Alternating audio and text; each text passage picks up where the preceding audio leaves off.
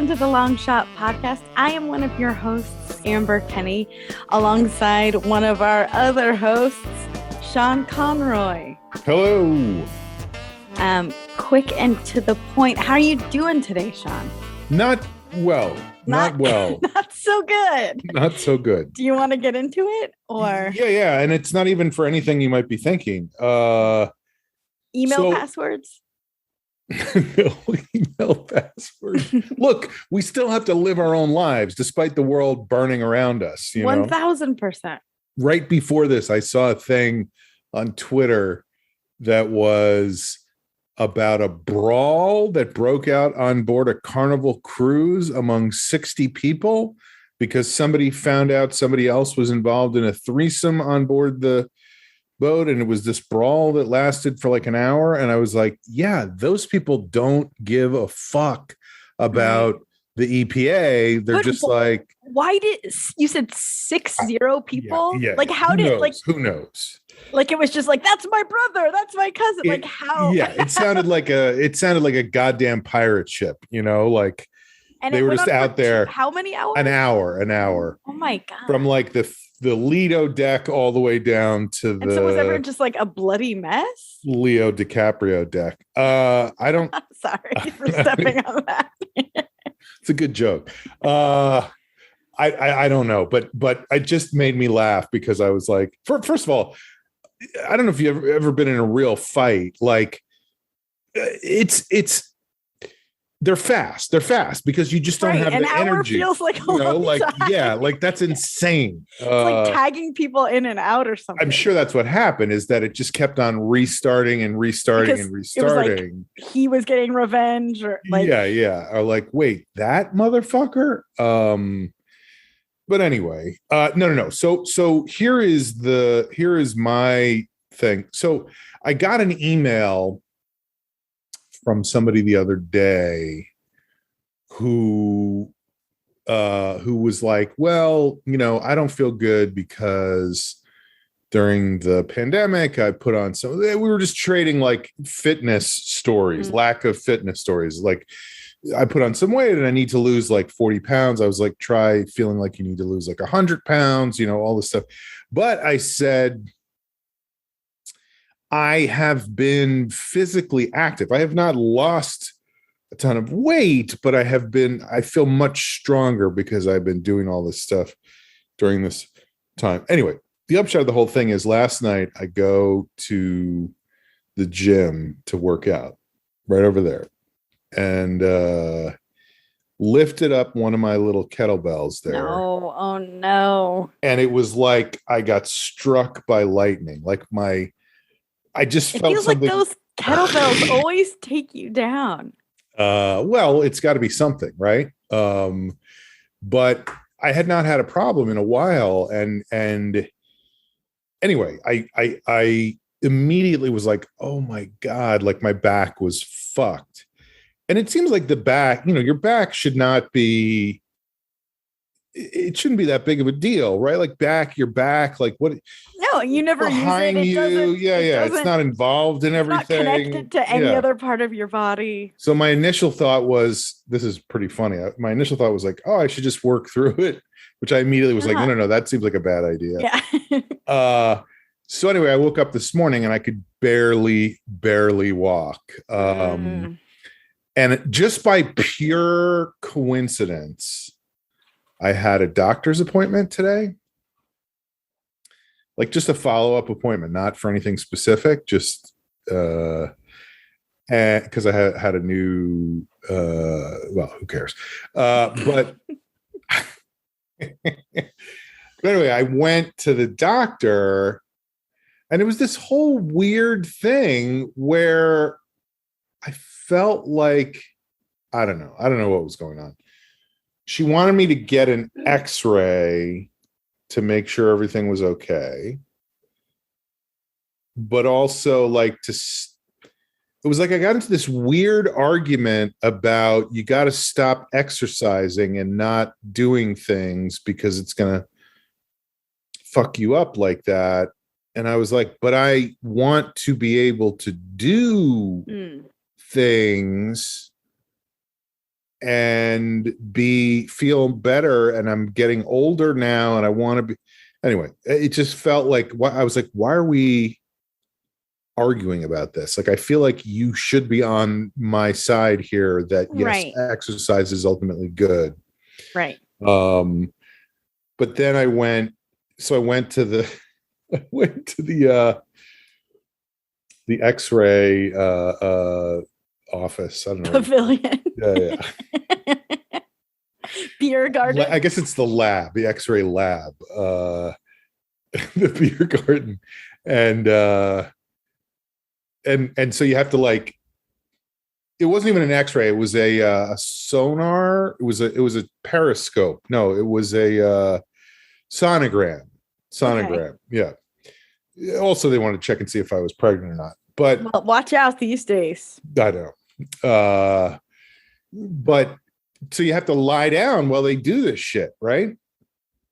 So I'm like, okay. So I lie down. Then she's like, so we're just talking, whatever. And then she's like, okay, I'm all done.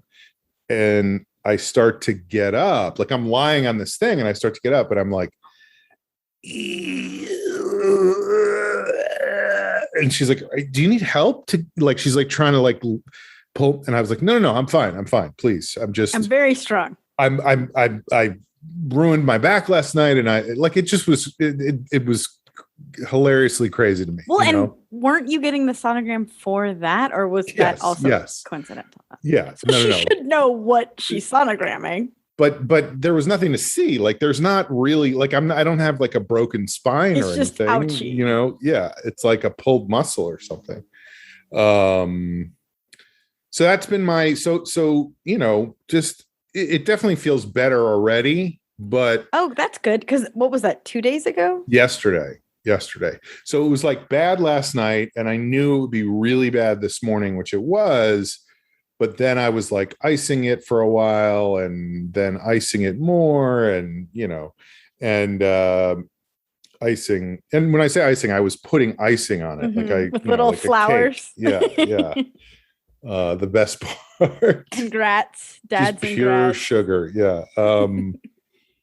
So it feels a little bit better, but just getting in and out of my car when I was going down there and coming back.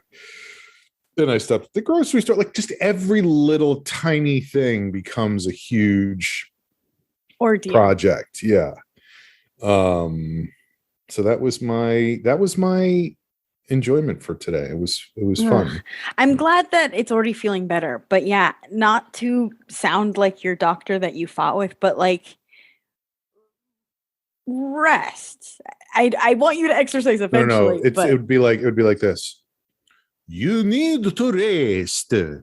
No, I'm kidding. Dracula. I have a vampire doctor. Yeah. No, absolutely. You're right. And it's going to be a couple of weeks before everything is normal, or whatever the closest to normal is that I've ever been. But it's frustrating. I get impatient, and I get irritated, and it's just like I woke up this morning and I had all this work to do, and I did it, but I was like distracted. It was hard to force myself, because I was like, I just want to go lie on the floor and moan for a little while or something, so I may leave in the middle of this recording. We could make this nice and short if you want. I get it. It's frustrating, but I do feel like this. Here's the thing about it. Okay. It's the same spot every time. Well, okay. Do you think that means something? Do you think that maybe? No, I think that's completely insignificant. I think that's a weird. Well, and I feel like it's the same spot, and it's the kettlebell. Not necessarily, because I'm thinking back to a few years ago. I mean, there was one time that it was the worst it ever was, which was a time when I was supposed to. I had helped somebody out with a film. Long story. Helped somebody out with a film they were shooting. They were like, they wanted me to be on set with them because they were directing this film, and there was like 30 people involved, and they were like, "Can you be there and help out and whatever?" And the day of the shoot, I woke up in bed, or maybe the day before, I woke up in bed and I could not get out of bed. And it wasn't directly connected to anything I had done. Just something weird had happened in the middle of the night while I was asleep. And that was the time that I couldn't even walk. Like I had to get up and crawl into the other room to get a rolling chair to use as like a, like an old lady's thing to hobble on. And then, it was just crazy. And so then I went to this shoot and I was completely useless and just lying on the floor with my feet up on a chair. Went. It was so dumb. You're just in the way at that point. Yeah. Distracting people. But so it's not always connected to exercise. Sometimes it's not, but it's the same spot. And so it doesn't take a genius to go like, okay, this is the area, this is the problem. That needs to be like strengthened. Now I have to figure out what to do to fix that, you know? And I should have done that a long time ago, but you know how life is. Things, when it's not an immediate problem, and I don't mean to relate my own body to what's happening with the Supreme Court currently, but when it's not an immediate problem, it's very hard to go, we need to do this now because there's going to be a problem in 10 years. Right. You know what I mean? Well, yeah. I actually had this conversation with a coworker. They were sort of venting about how much work they're given and how few resources and how little time. And I was like, you know what? You have to stop doing such a good job because it's not the boss's problem to get you anyone to help because everything's getting turned in on time. Like to your point, they're not feeling the pain. Right. So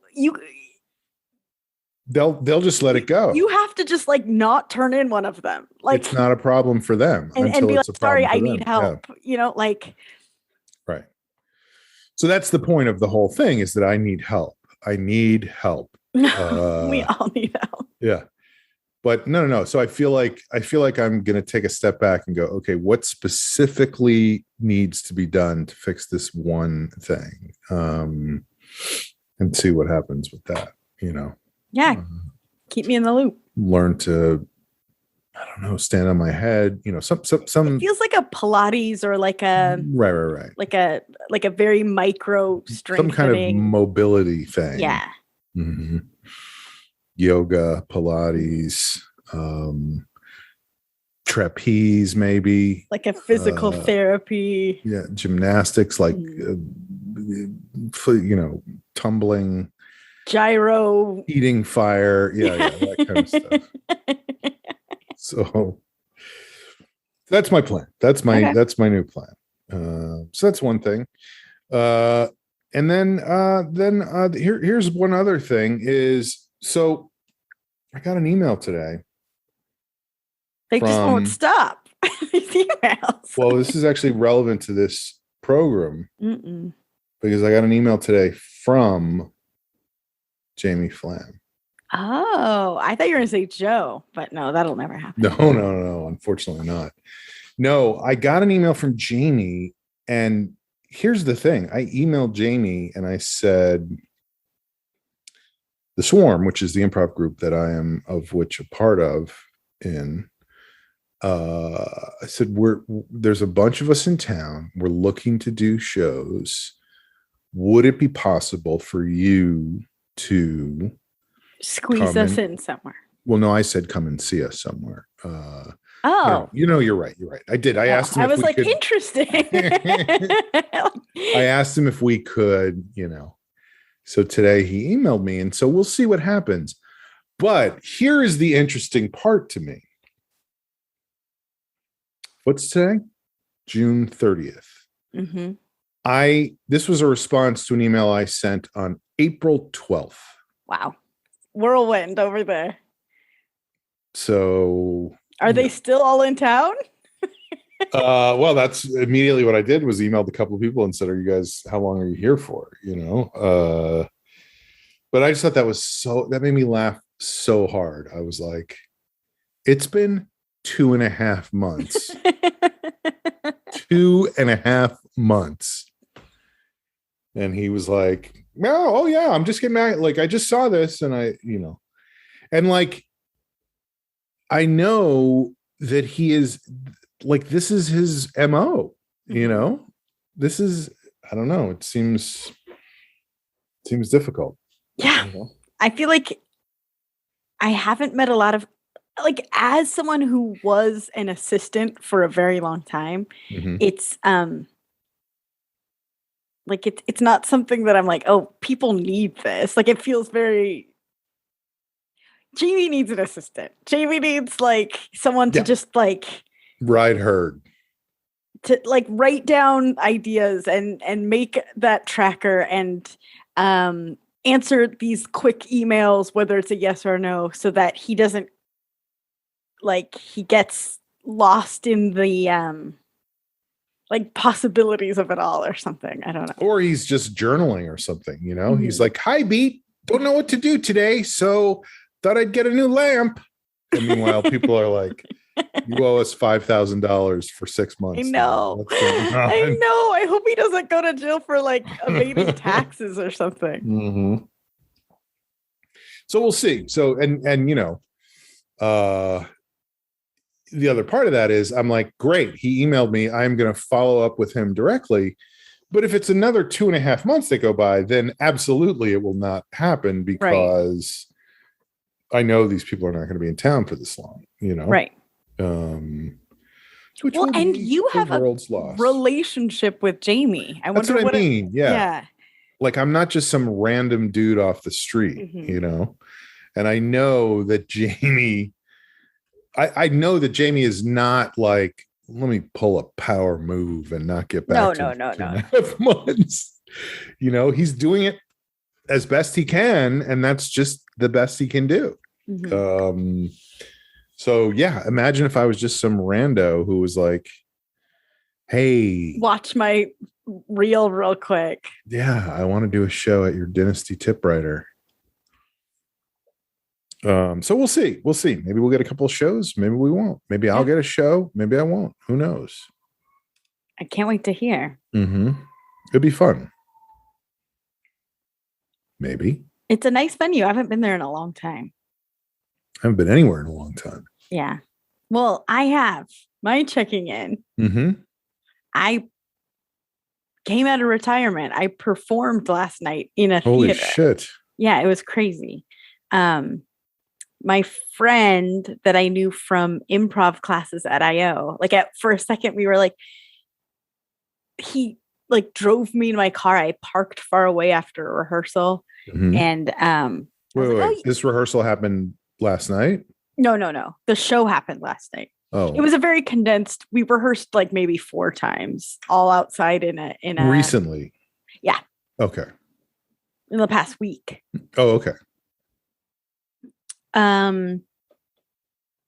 But yeah, I was like, you didn't used to have a car. And he's like, I've had a car for a long time. And I was like, yeah, I guess we took improv classes together at IO, which no longer exists. So that's a clue.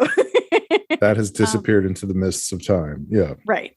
And then we were in a pandemic for 3 years, like, and who knows how long it was before that. But anyway, at the height of being sick with COVID, he emailed and said, like, would you be interested in doing this show? And I was like, yeah, yes. I keep wanting to kind of have another creative outlet. And it feels like it's the universe saying, like, here's an opportunity. And you were sick with COVID, not he was sick with COVID. COVID. I was sick with COVID. Right. And it was one of those things, like, as soon as I went to the first rehearsal, I was like, ooh, did I make a huge mistake? Because comedy is so specific. Like humor is specific to a person, to a culture, and this guy is very, very funny, but like we don't necessarily have the same sense of humor. And so I don't know, just reading the script, I was like, I don't. So it was sketch stuff. It was like it was sketch performance, but it was there wasn't multiple sketches. It was one play, but it was like over the top, like a sketch. It was like a parody play type thing, if that makes sense. That's why I'm not saying sketch, but it was like, it wasn't like I was doing Chekhov. Right. From Star Trek. Right. Right. We have approached warp 7, Captain. But so at first I was like, oh man, like, was this a huge mistake? And now this is this huge time commitment. Was it just the two of you at this rehearsal, or was it a bunch of other people? There's a bunch of other people. Yeah. And that was the other thing. It seemed like everyone knew each other except me. And so it's just like, and like people doing bits. And I was just like, well, the people doing bits thing is tricky because you're just coming back into the world, and all of a sudden that's a difficult world to be in the first place sometimes. Right. You know? Right. And I've been guilty of course, being too bitty, but especially when it's like, hey, we're gonna rehearse for an hour. We only have 4 rehearsals. Like I'm like I would like to go home, please. But I will say this, from the whole rehearsal process, I had sort of a personal revelation. So it was worth it to me in the sense that I am such a cuckoo bananas people pleaser. Like I'm so worried about how other people feel. Like right now you're like writing or closing your eyes or something. So I'm not sure if you're listening. Go on. but like I it's like a thing that it's something that I've been working with and thinking about and meditating on my whole life. But like the instinct to sort of put other people's needs ahead of mine. And I don't even mean that in like, oh, I'm such a great martyr and I give, but I literally like chameleon become like the person that I think the person I'm in front of wants me to be. And without even consciously doing it. And this all sounds way more, I'm always me, but what I mean is like, you know, just like laughing at things that I don't find funny or set myself up for that. It wasn't a joke. But anyway, the point is. No, I know what you're saying. I get it. This whole rehearsal process, it felt like I had this huge breakthrough because I didn't give a shit what anybody thought of me. And they might have liked me, they might not have, but I truly didn't wring my hands about it. Like like after the show last night, which the show after all of that, I was like, not sure. The show came together and it was actually really, really funny. And it was fun to be a part of. And it was at the Yard, which used to be the Fate Gallery. Yeah. And it's a beautiful space now. Like I really. John, what's his name? Who runs that place? Anyway, doesn't matter. I know the guy who. It's beautiful. Like it made he was just on Better Call Saul, the guy who. Oh, really? Yeah. He was. I don't know if you're up to date on Better Call Saul. Oh, I'm up to date. Do you remember the thing they shoot where they give him an envelope full of stuff and there's the guy sitting in the park? It's the guy sitting in the park who owns. Oh, John Ennis. John Ennis. Yeah. He runs the Yard. Oh, cool. Because I was like, wait, no, it can't be. That scene was John Ennis. Like it was anyway. I think that's his theater. I'm pretty sure. No, I think you're right because there was like a big, there wasn't a lot of artwork on the wall, but there was one that was like John Ennis's Western show. And I was like, yeah, then it's definitely him. Anyway, it's a great theater. Check it. I mean, it's tiny, but it has like the classic red drapey curtains and stuff. Like it feels like a theater. Well, Sometimes. we recorded an early episode of the Long Shot there, like a Christmas episode. Totally, but it's completely different. The stage. I still have my lamp over here. The stage is on the opposite side. And it looks great.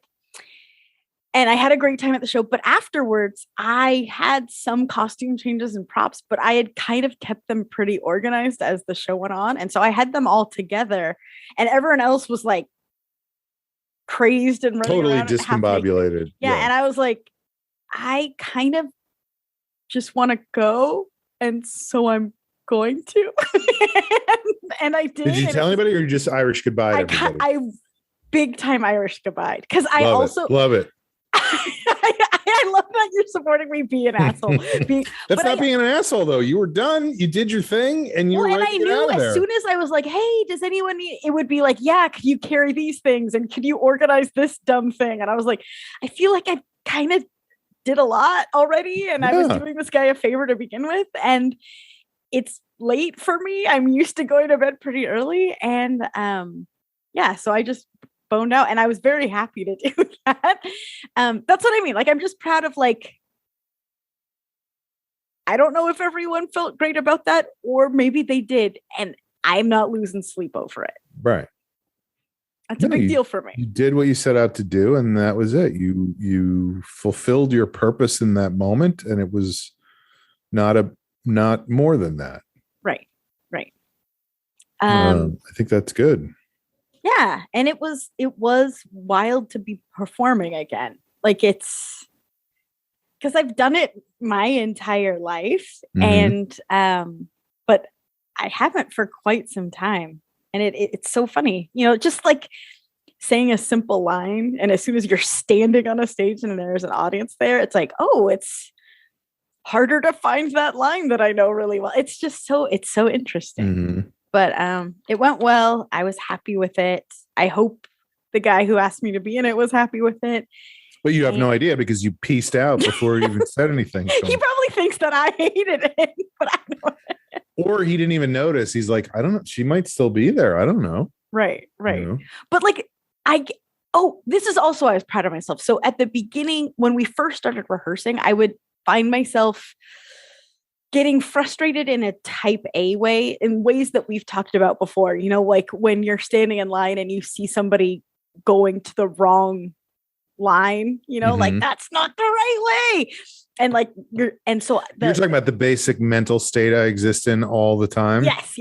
So I was like that the first rehearsal because he would be like, okay, we are going to block, learn choreography, learn harmonies, and work out beats for the whole show with half the cast missing. And we'll meet like an hour. And I was like, that's impossible. You can't. Oh, and we're going to spend the first 25 minutes doing bits. Exactly.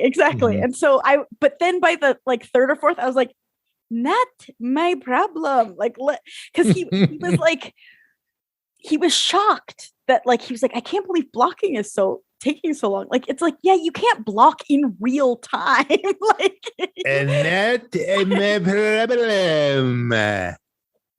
And it ended up being like, I don't know if I'm even communicating this clear enough. No, I said cross left on the line, not before the line. Oh, there was one rehearsal where truly we were there and he was like, okay, I printed out new copies of the scripts. Here's your copy and here's your copy. And I don't have enough. I'm going to go print more. And then he's like, okay, here's chairs, move the chairs there. What should we bring more chairs out here? And I was like, right. And I would absolutely in that moment be like, what the fuck are we doing here, Stan? It was 45 minutes of that. Yeah. And at one point somebody's like, I have to leave in 10 minutes. And like, we hadn't started yet, that's funny. Just to side note, I'm thinking of the, I actually feel like, not that this is a breakthrough, but I actually feel like I've gotten a little better about that stuff too, because I recently, as I said, did an Improv for Humans recording. And we recorded outside in this beautiful deck in Glendorkawana or I don't know, somewhere far away from here, in LA, but like, what is it? Glenfield, Glendale. That's it. We were in Glendale, and the way Besser does sometimes, Matt Besser, who is one of the original founders of the UCB, who runs this Improv for Humans podcast, he loves to have musicians on. So there was a band there. It was a couple, a man and a woman from Arkansas. And isn't he from Arkansas? Right? Yeah. Oh, yeah. There was all kinds of like, oh, I'm from Arkansas. You're from Arkansas. Let's talk about Arkansas. Oh, I lived in Little Rock. Remember Little Rock? Little Rock is great. I love Little Rock. Oh, Razorbacks. Woo, big suey. And so they're a band. And they had a lot of like, electrical equipment and lines in and lines out and microphones. And we're recording the whole thing. And there's like a channel mixer and there's a sound engineer there. And he's trying to, make sure that we can hear them and they can hear us and we can all get recorded into the sound mix. And he's going to mix it all later and all this stuff. And it was, I don't remember exactly the time frame of the whole thing, but it was like, can you be here at noon? And I was there at noon. And at like 1:15, they were still like, check. Is this working? Oh, it just shut off. Why are we, and like, I was just sitting there and it was making me laugh because I was like, I really didn't care. I was just happy to be out of my house and be in Glendale, bling, wherever it was. And I was just laughing because I was like, imagine if this had been like a long shot. Oh, you would have been 10 years ago. Yeah. Like, what the fuck are we doing? Right. And we definitely had days like that where, we had our 2-hour setup times. I know. Well, so last night was the show and we had never been in the space before. That was also part of like what started out as anxiety for me. But so you didn't even do like a real dress rehearsal. You were like, no. It'll be the same as this little closet. Right. Yeah. Yes. But I just like let it go. And there was a shift in me in the sense that I don't know if you're going to know what I'm talking about, but you know how you cannot even say anything shitty or mean, but you just have like a dark cloud about you? Like, I know nothing about that.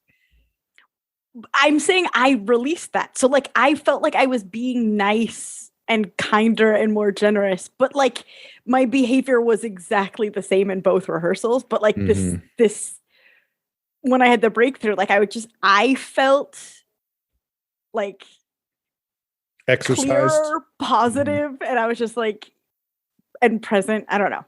Right. It was cool. But here is like case in point. The show was last night. The show was at 9 p.m. Keep in Eastern Standard, Pacific Standard Time. Thank you for asking.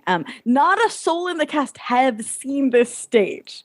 It is a musical. There is an electric keyboard. There are light cues. There's like an upstairs that a lot of it was staged upstairs and downstairs and costume changes, all of this good stuff.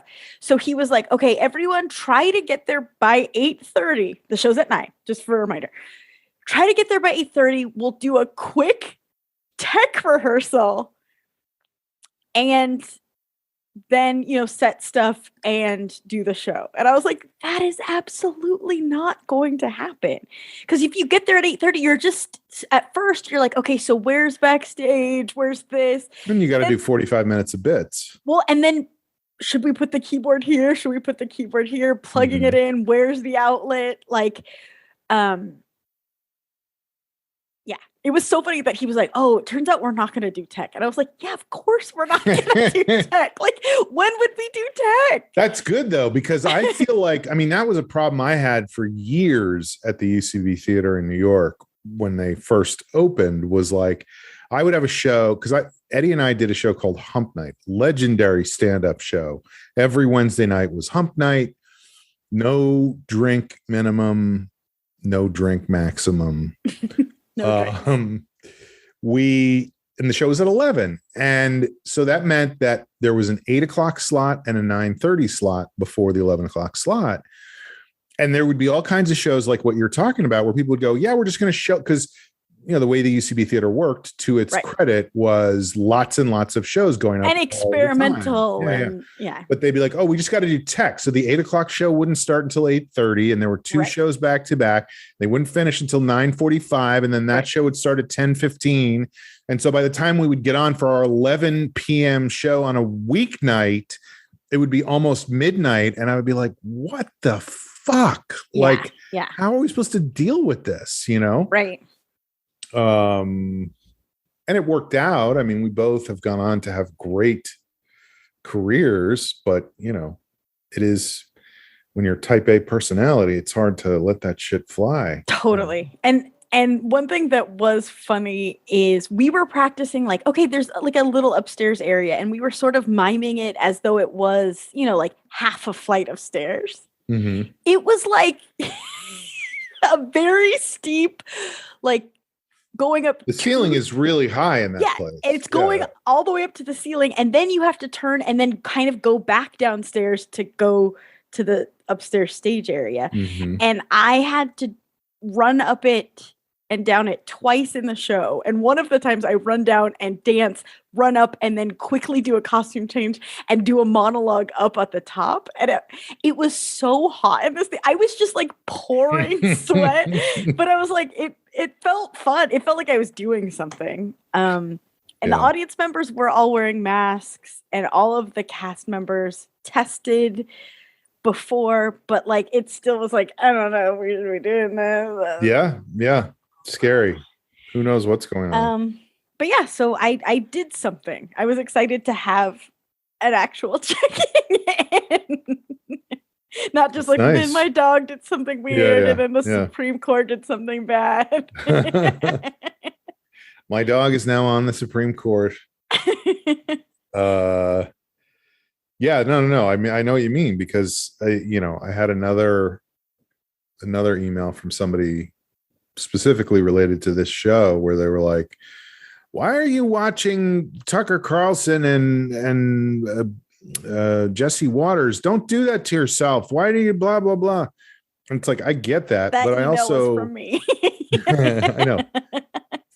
Why do you use those burner accounts all the time? And I get that, but I also am like, there's not a lot of other things going on right now for me. Mm-hmm. Like, I'm not out every night like I used to be, just like tearing up the town and like, doing my can't wait to hear what you're doing. Yeah. I was trying to come up with like doing my Mr. Bojangles routine or something like that, like some kind of dance thing, but I couldn't get it, couldn't reach it. I will say, COVID, brain fog. You don't have COVID that I know of. You're like one of the only people that haven't. So far, so good. But that was also interesting for me and my mental state, because like, things in the world and in the country seem like worse than ever. It feels like every day the Supreme Court's like figuring out ways to make things as hellish as humanly possible. It's impressive, actually, like the amount of damage they're doing so quickly. But I'm actually doing kind of okay, and I think it's what you're saying. Like, I every night have had to go out to rehearsals. Like, I'm not staring at my phone. I'm not staring at a TV. No, that was the point I was making with this other person, was like, I'm just ruminating constantly on whatever input I get. And some of it's fine, but some of it is not fine. And so when you're ruminating on that stuff and you don't really have an outlet for it, it's hard not to go, but if you have stuff like what you're talking about, I mean, that's why I was so happy to be in Lackawanna. Yeah. I like how you're talking about it like it's the most exotic place. It was pretty exotic. But that's why I was happy to be there, because I was like, this is great. I can be out of my place. There's people here I can talk to. And Just a new environment. It's good for Right. your brain, I think. Right. Because it's been 2.5 years of this fucking shithole. Broken up by like occasional visits to a farm or whatever. It's true. I've been up to Idaho a couple times. Yeah. Yeah, you call it a farm. It's sort of a, I don't know. You think farm, you think fields, you know? Uh-huh. And this is more of a, but you weren't you know what they farm. call them up there? They call them ranches. They don't call them farms. They're ranches. And I think there probably is a difference between a ranch and a farm that I could not articulate, but it's like the difference. It's like when they say like, yeah, what's the difference between art and pornography? And you go, I don't know, but I know it when I see it, or something like that. But I could tell a ranch from a barn, from a farm, from a chicken. So yeah, I went up there a couple of times. I went to New York for a little bit, but mostly it's just been here, you know, and a lot of inside here. No good. Yeah. But just to, you know, it's funny that remember the Ketanji Brown Jackson hearings when I don't even remember the specifics, but they were being so disgusting to her, the Republicans. And Cory Booker said the thing about they're not going to take my joy about her confirmation. And I was thinking about that today because today was the day that she was sworn in as justice. And of course, today was also the day that the EPA has been utterly destroyed.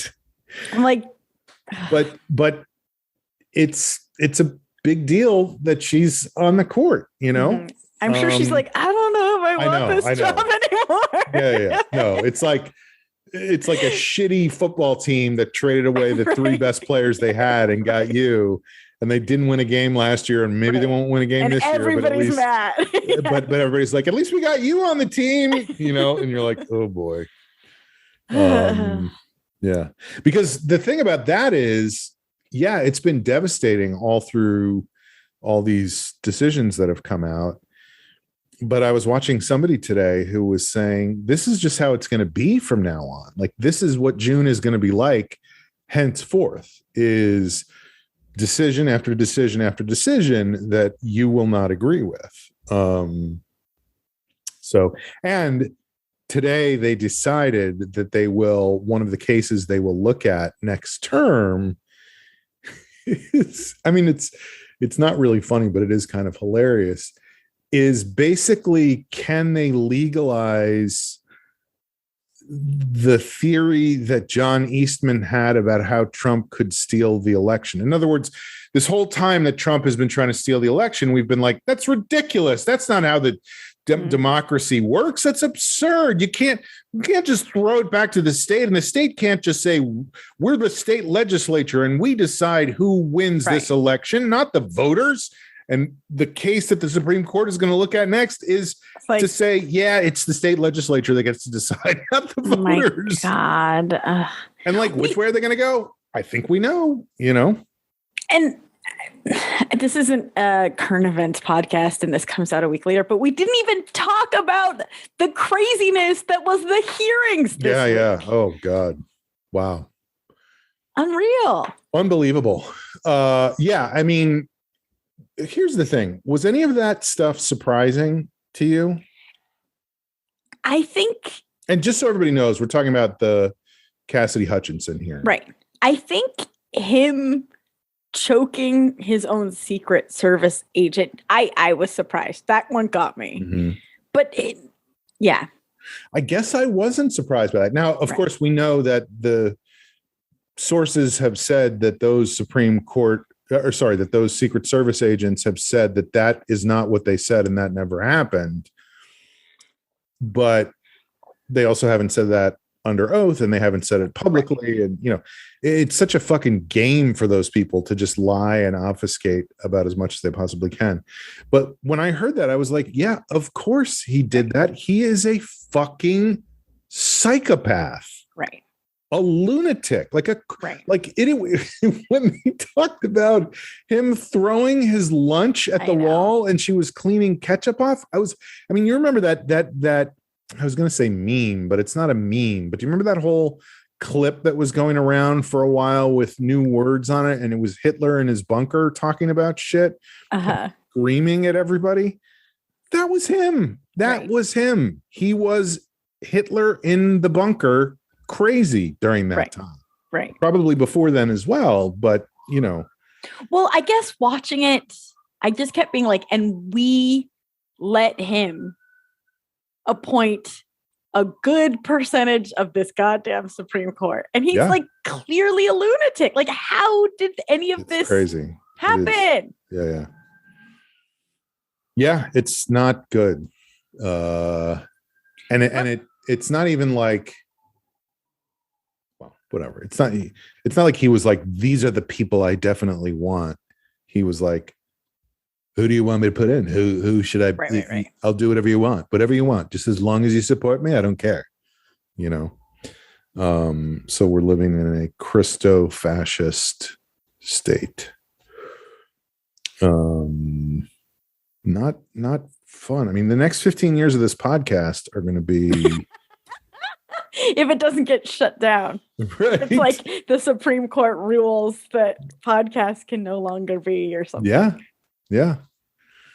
Who knows how far things could go. I mean, that's the thing is like, I remember the day, like January 6th, I was here watching it on TV. And I can remember, I guess I just did not comprehend how insane the whole thing was. Because I was kind of like, look at these fucking idiots. What a bunch of dipshits. Like they think they're actually going to do anything here. Like, well, because it's hard when you watch to see the scale. Right. And it's the scale of the geography of the location, but also the scale of the conspiracy that was going on. And how hard they were trying. I mean, the whole thing, the reason he choked his Secret Service guy or whatever he did, that's the funny thing is like, she said in her deposition that he lunged at the wheel and that he went towards it. And so you could go like, no. He never lunged at the wheel. He waved to the front of the, right. And he pointed out the window. So then get the lawyers involved because they know how to fix this. But the reason he did that was because he wanted to go to the Capitol. And he wanted them armed. But yes, but I guess what I am struck by is this is not a man who has any physical courage. Like he's not a brave guy. I mean, I was thinking about, do you remember when he said after the Parkland shooting, the Marjorie Stoneman Douglas, I was about to say Marjorie Taylor Greene, the Marjorie Stoneman Douglas school shooting. And he said, I think I would have rushed in even if I didn't have a weapon on me. Oh my God. So, but anyway, I was just picturing him going into the Capitol while all this shit was going on and like just how fucking crazy that would have been. But that's what he wanted. He wanted to look like a strong man. He wanted them to raise him on their shoulders. He wanted to put on like a crown of laurels and, but he wanted a photograph. He wanted a photograph of himself in this chaos in charge of people who love him. Yeah. But that's also what I was thinking about is what's wild besides photo ops, all of the people that love him the most, he would never want to spend 5 minutes with. No, that's a foregone. Like he has contempt for them. They're idiots. Yes. They were showing a thing tonight, which we all knew about when it happened, but it's always funny when these things come up again, because again, he's so good at like making you forget about the last shitty thing by doing the next shitty thing. But they had a specific case of a guy who was in hospice. He was dying of cancer, 63 years old. And he saw on, I guess, Rush Limbaugh said, look, Trump is in dire shape. He really needs your help with this election. Can you donate to him? Please donate now. Here is where you donate. And the guy scrapes up $500 and donates it to Trump's campaign. He's living on $1,000 a month from the government. Scrapes up $500, donates it to the Trump campaign. A month goes by, and his rent and his utilities checks both bounce. And he's like, what the fuck? And he calls his brother, and they find out that his bank account has been emptied by the Trump campaign. And it was that whole thing. I don't know if you remember this, but they were sending out emails where they had these boxes that were already checked that in small print at the bottom said, that's like, please, I would like to make another donation a week from today, and please make this a monthly donation.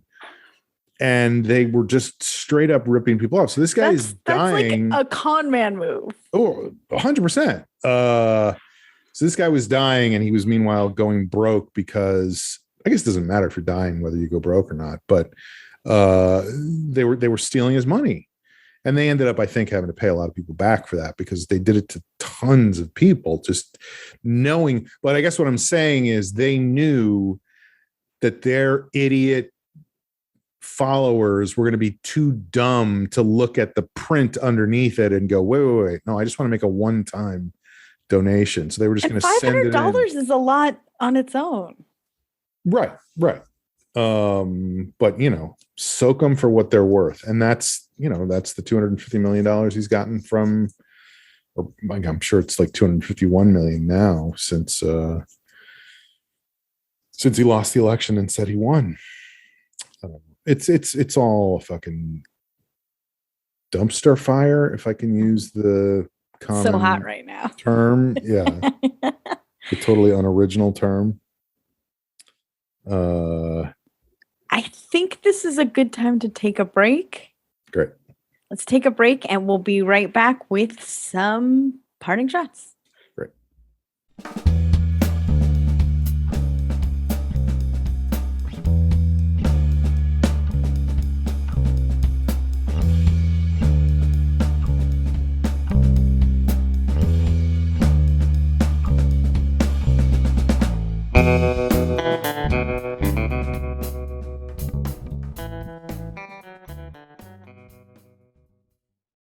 And we're back. This is still a Long Shot podcast. Holy shit. I know. I'm still Amber. You're still Sean. Mm-hmm. Great break, right? So fun. I can't believe you said that, and I can't believe you did that. Well, we've come to a part of the show that we like to call parting shots. Parting shots. You like to call it that? Mm-hmm. Okay.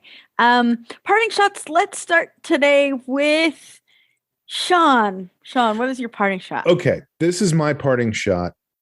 Wait till next week's episode.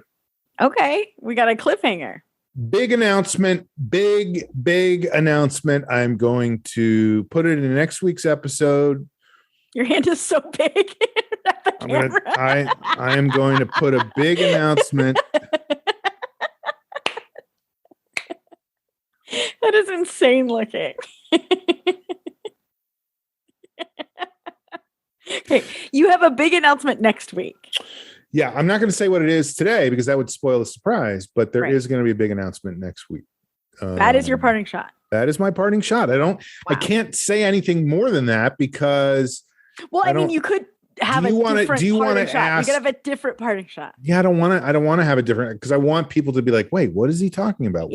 I can't wait till next week's episode. I want to find out what's going to be. Is it good news or bad news? I don't want to say. It could be. I have an announcement. Everything's horrible. I donated $20 to the Trump campaign, and they have now emptied my bank account, and I am destitute. No, it's a big announcement. It's an announcement. So I think ultimately, I hope people will think it's a positive thing. So when we start next week's episode, are we starting with that announcement, or are we going to have I to? guess we'll have to see. I don't know, because who knows what could happen between now and then, So much. Like, we could get together next week and be like, I know I said I wanted to do the thing about the big announcement, but the fucking meteor hit Colorado. And the monkeys are now in the Senate or whatever. And I didn't mean that racist. I meant like actual. I immediately pictured monkeys running around in the Senate chamber. Planet of the Apes is sounding better and better. Yeah. So that's my part. Okay. It's not very exciting. It'd be better if I had the actual news, but I want to wait until next week to put it out there. Okay. So. This is the kind of parting shot that you would get mad at Jamie for having, but I'll allow it. No. I would get mad at Jamie. No, because I'm not even saying anything. Right. Jamie would say, yes, my parting shot is I'm going to my grandma's on Sunday for a picnic, and I like sandwiches, so I'm hoping that's going to be good. So I kept mine so vague that there's no specifics. Like, it's when you give. Yeah, you're right. That is better. Jamie, if you're listening, please get back to me in 2.5 months about what you think about this. Okay. Thank you for your parting shot. I cannot wait to hear this announcement. Well, you're going to have to, because I'm not going to. I know you just tried to trick me into saying it. I know. By saying I can't wait, then I would be like, okay, if you can't wait, I will tell you. I would hate to put you through that. Okay. So my parting shot, I've got two. They're really more checking ins, but that's kind of what parting shots are. Yeah. There's no qualitative difference between it's just what parting shots. Yeah. The first thing is sort of a historic thing happened last week. Liquid Feet rehearsed again together for the first time in literally years. Mm-hmm. And it was one of those things where we, for a long time, were texting about should we get back together. I was the one probably dragging my feet the most. That's how the Beatles almost got back together too. It's by texting and not having with them all dead. Should we get back together, lads? Question mark. Quizzical face emoji. I was dragging my feet just because. You were dragging your liquid feet. Yes. But what I'm about to say is very obvious. But what Liquid Feet does is very, very, very stupid, very silly, and very like vulnerable, wearing leotards and stuff. And it's just like, I was starting to like, are we getting to the age where it's like, is this sad? I don't know. I mean, weren't you at that age like 15 years ago? Okay. All right. Thank you for the support. I love. No, there's no age. There is no age. Like, do what you want to do, you know? Right. But anyway, we met, and then I was like, oh, I'm so out of shape, not just physically, but like artistically. And so we decided to just relearn a couple of our like classic dances. And so much of it came back so quickly, and it was really fun. And I don't know when we'll perform again or what really the plan is, but I was thinking of Liquid Feet recently because I saw a video online, and I almost sent it to you because I thought of Liquid Feet, but then I didn't. So, oh well. Well, with TikTok, like so much of TikTok is dance. I've had multiple friends be like, "What? How come you guys don't have a TikTok? What's going on here?" So we might try. Yeah. I thought of another parting shot that I wanted to mention because this might be relatable. I don't know, but I want to figure out if anybody has suggestions for how I can solve this problem. I would appreciate it. which is, so you're talking about TikTok, and you got your TikTok, you got your Instagram Reels, you got your Facebook stuff, you got your Twitter, all those things, and Snapchat. there's stuff that comes up. It's like, this is here, we're selling this thing, we're selling shoes, we're selling, tennis rackets, whatever. And an ad? Are you talking about an advertisement? I'm talking about ads. Yeah. Okay. The things where they sell you stuff. What are those called? Ads. And I admit sometimes, and it's all curated. The algorithm is it's stuff that they think you're going to be interested in. And I will admit that there's times when I'm like, they're right. They got me good. I maybe I do need a new tennis racket. Oh yeah. What kind of jet fuel would I like to buy? It specifically knows what I want. But here's the thing is, I go and I look at it, right? Like I look at the jet fuel. I'm like, unleaded is only $10,000 a gallon. So maybe I should stock up on jet fuel. And then I'm like, I'm not going to do it right now. So I click. 10 minutes later, I get an email that's like, you looked at this. Do you want it? Do you still want it? Do you want this thing? I saw you looked at it. You looked at it. Why did you look at it? If you didn't want it, you wanted it, right? You do. You want it? And I'm like, dude, like, back the fuck off. I know. Even if you buy something, like, because you have to put in your email to order it online, and now they're like, hey, we got you. And I'm like, so yes, I ordered those sheets or whatever. And now every day it's like, do you need new sheets? And I'm like, no, I bought them already from you. Remember? Like, you looked at those haircut scissors. Do you want those haircut scissors? Come on, you looked at them. I know what looking at things means. It means you want the thing. Why would you look at it if you didn't want the thing? It's like, when you go to a store and there's a really pushy salesperson, like that's my least, I'll leave. Like I just want to shop in peace. And it feels like the internet is becoming a pushy salesperson. Right. It's bugging the shit out of me. So if anybody has a solution for that, like, what do I do? Because I like do ad not blockers. Yeah, but then you're going to be getting ads for things that, like, you want the algorithm to send you things that you're interested in. Right. Because otherwise it's like, I would be getting like, hey, buddy, you want some stiletto heels? You like lingerie, buddy? Come on. Huh? How do you feel about fly swatters? You want fly swatters? We got fly swatters up the yin yang. So if anybody can help me out with that, I would appreciate it. Okay.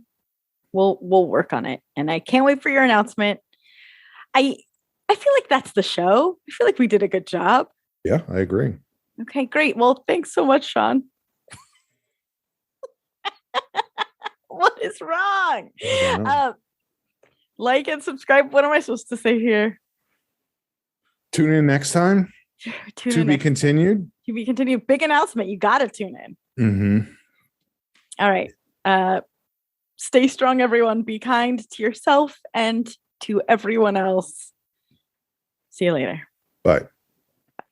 You took to me on the edge of the surf. You ate too much and your stomach got hurt. Then I sweat like a pig and I ruined my shirt. You were so strong, I admit it. How do I miss you to such a degree? If you know what you're doing, then don't concern me. If I had to suggest, you were caught in the tree and I was below in the cotton. And when does the corner turn into a round? If you're siding so rigid, what use is the sound of me calling your name when there's no one around? I'm just a sucker for comfort, and it's time for me to leave, to practice my cursive and eat lots of ice cream and buy a new weight set to leave in the box that it comes in and draft my new fantasy team.